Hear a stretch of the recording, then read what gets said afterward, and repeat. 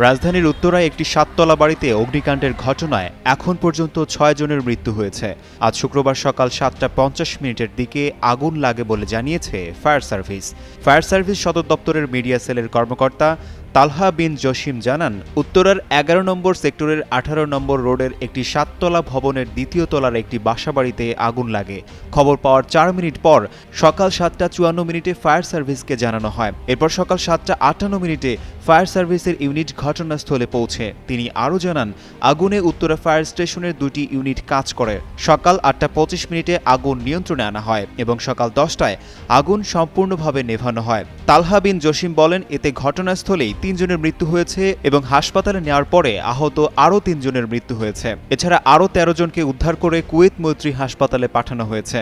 নিহত ৬ জনের মধ্যে ২ জন নারী, ১ জন পুরুষ ও একটি শিশু রয়েছে বলে জানা গেছে।